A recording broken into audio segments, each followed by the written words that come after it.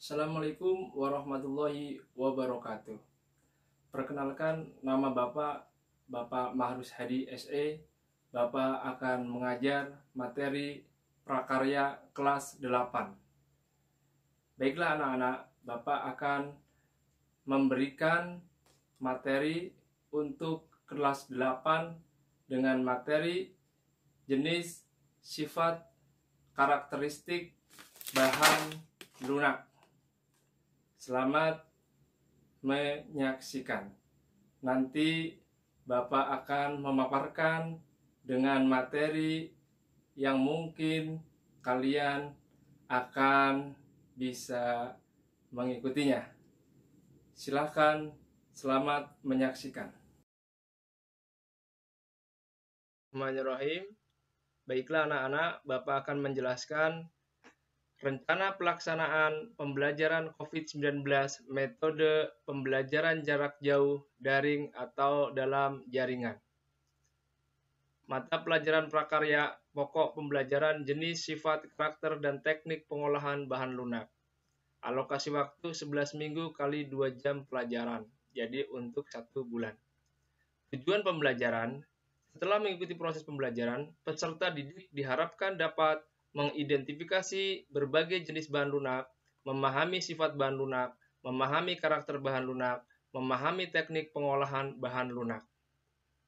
Silakan kalian boleh lihat RPP yang sudah Bapak buat dalam bentuk 1 lembar.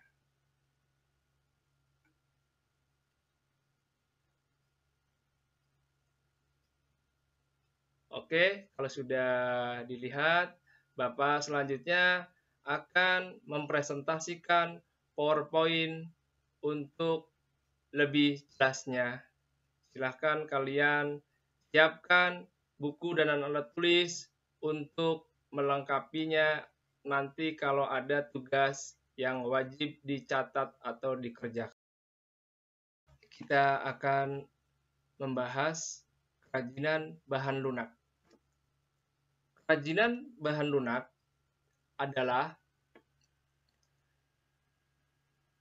kerajinan yang menggunakan bahan bersifat lunak sebagai bahan dasar pembuatannya. Bapak ulangi, kerajinan bahan lunak yaitu kerajinan yang menggunakan bahan bersifat lunak sebagai bahan dasar pembuatannya. Di sini Bapak akan menjelaskan peta materinya. Bapak bacakan dahulu peta materi yang ada di buku paket.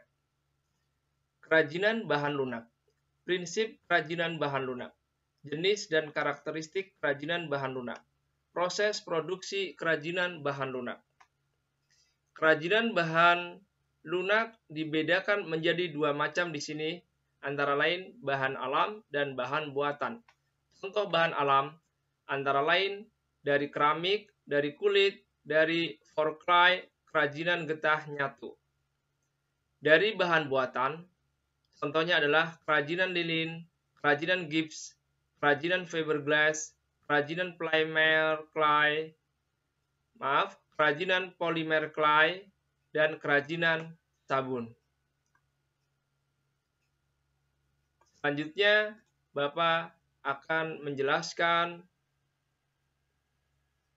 materi selanjutnya. Pada praktiknya, kerajinan dibuat dengan mempertimbangkan wilayah kerja dengan beberapa prinsip berikut. Yang pertama, keterampilan tangan. Yang kedua, keterampilan teknik. Yang ketiga, kedaerahan atau tradisional. Kerajinan dibuat dengan menggunakan keterampilan tangan, meskipun diproduksi banyak produk kerajinan masih tetap mengandalkan tangan. Sementara itu, industri bertumpu pada kekuatan mesin. Inilah yang membedakan antara produk kerajinan dan produk industri. Keterampilan teknik. Pembuatan benda-benda kerajinan dilakukan secara berulang-ulang dan didasari oleh keterampilan teknik atau keprigelan, sehingga produk yang dihasilkan sudah tentu memiliki kekhasan tangan yang nampak dengan detail, rumit, dan hanya bisa dilakukan dengan keterampilan teknik yang dimiliki oleh tangan seseorang. Kedaerahan atau tradisional. Kerajinan merupakan benda-benda yang mempunyai nilai guna praktis, bersifat universal, dibuat dengan keterampilan teknik tangan, namun masih dipengaruhi oleh adat istiadat setempat. Jenis dan karakteristik kerajinan bahan lunak. Yang pertama, bahan lunak organik. Limbah lunak organik lebih banyak berasal dari tumbuh-tumbuhan. Semua bagian tumbuhan yang dapat dikategorikan limbah dapat diolah menjadi produk kerajinan. Namun, semuanya harus melalui proses pengolahan terlebih dahulu agar diperoleh bahan baku yang baik. Contohnya, daun-daun, kulit buah, kulit sayuran, batang tumbuhan, atau hasil olahan tumbuhan seperti kertas. Limbah lunak organik yang disebut dengan limbah basah. Pengolahan limbah organik basah dapat dilakukan dengan cara pengeringan, menggunakan sinar matahari langsung, hingga kadar air dalam bahan limbah organik habis. Selanjutnya, limbah lunak anorganik. Limbah lunak anorganik berasal dari bahan olahan dengan campuran zat kimiawi dan menghasilkan bahan yang lembut, empuk, lentur, dan mudah dibentuk serta diolah dengan bahan yang sederhana. Contohnya plastik, kemasan, kotak kemasan, kain perca, kain sintetis, dan styrofoam. Hampir semua limbah anorganik dapat dimanfaatkan kembali sebagai produk kerajinan dengan menggunakan alat yang sederhana. Perencanaan proses produksi kerajinan dari bahan lunak. Perencanaan produk kerajinan umumnya lebih menitikberatkan pada nilai-nilai estetika, keunikan, keterampilan, dan efisiensi. Sementara dalam pemenuhan fungsinya, lebih menekankan pada pemenuhan fungsi pakai yang lebih bersifat fisik, misalnya benda-benda pakai, perhiasan, furnitur, dan sandang. Pengelolaan sumber daya usaha itu antara lain ada 5 macam yang harus dipenuhi. Yang pertama adalah man atau manusia. Yang kedua, money atau uang. Yang ketiga, material atau fisik. Yang keempat, mesin atau teknologi. Yang kelima, metode. Yang keenam, market atau pasar.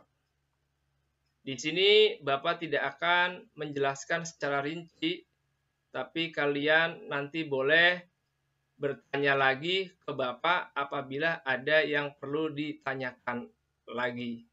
Tapi dalam hal ini, karena ini adalah K13, Bapak tidak boleh banyak ceramah atau tidak boleh banyak menjelaskan, supaya siswa lebih mandiri untuk bisa menggali potensi yang ada pada diri masing-masing. Selanjutnya, kerajinan bahan alam dan kerajinan bahan buatan. Kerajinan bahan alam merupakan kerajinan yang terbuat dari bahan alam atau bahan dasarnya bahan-bahan alam seperti serat alam, bambu, rotan, dan lain-lain. Kerajinan bahan buatan merupakan kerajinan yang terbuat dari bahan buatan seperti plastik, gips, sabun, lilin, dan lain-lain. Contoh kerajinan bahan lunak organik. Silakan kalian tulis di buku, di screenshot dahulu, waktunya 3 menit untuk mengerjakan soal tersebut. Kalau sudah di screenshot, Bapak akan pindah ke yang lainnya. Silahkan ini juga di screenshot, waktunya 3 menit. Silahkan kalian dikumpulkan dalam bentuk foto ke grup WA yang sudah dibuat oleh wali kelas masing-masing. Ini adalah contoh kerajinan bahan alam dan contoh kerajinan bahan buatan. Pertanyaannya, terbuat dari bahan apakah gambar tersebut? Silahkan diisi seperti yang di atas. Selanjutnya, ini adalah tugas buat minggu depan. Kumpulkan minggu depan dalam bentuk foto dari buku, ada 7 baris ini semuanya. Silahkan kalian cari di buku paket, semua ada di buku paket. minggu depan dikumpulkan.